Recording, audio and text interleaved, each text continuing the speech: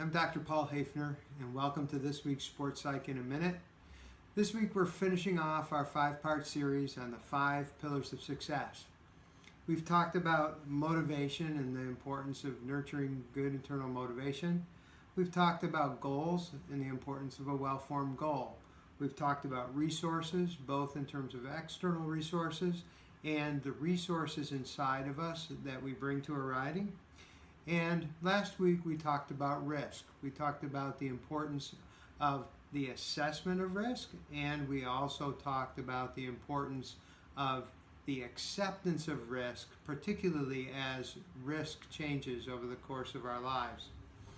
This week I want to talk about relationships and the importance of relationships in our riding. I used to talk about relationships as a resource because certainly they are a resource for us.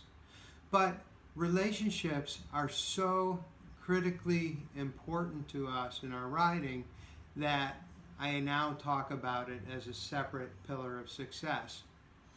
There are very important psychological reasons that I talk about relationships and reasons that relationships are important. We may not realize it, but every one of us has 2 basic drives.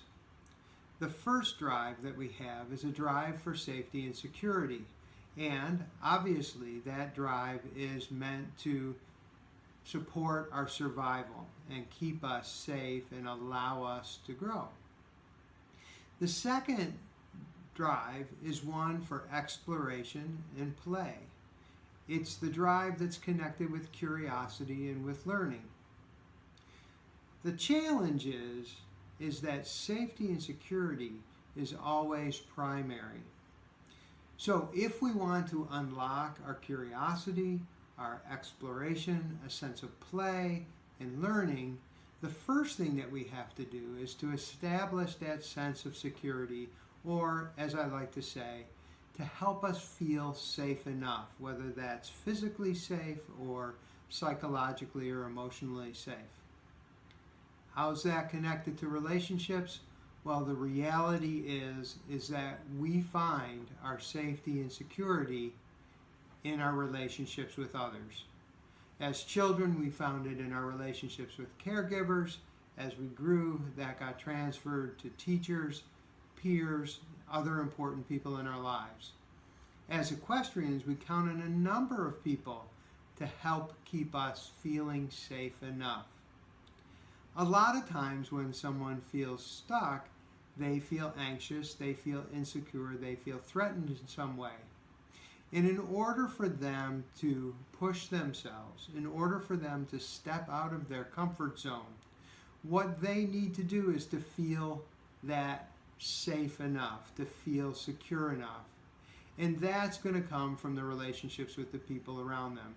They need to know, for example, that a trainer has their best interests at heart, that their trainer is going to watch out for them, has their back, is going to make accurate assessments of risk, is going to have an accurate assessment of your own ability, and not put you into a position that's going to be dangerous for you.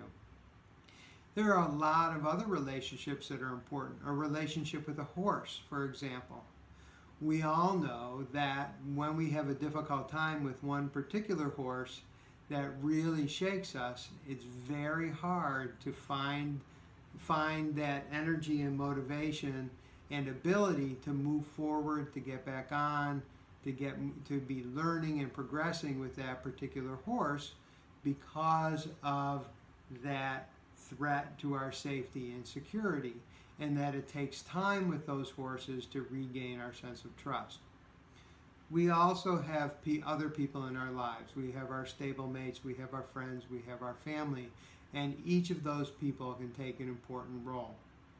So next time you feel yourself stuck, or if you feel like it's really hard to push yourself out of your comfort zone, to engage your curiosity, or you find yourself lacking that sense of curiosity and play, one of the places that you can look is the relationships that surround you and take steps to build relationships and bring relationships into your life that help you feel supported and help you feel safe enough so that you can engage your sense of exploration and play.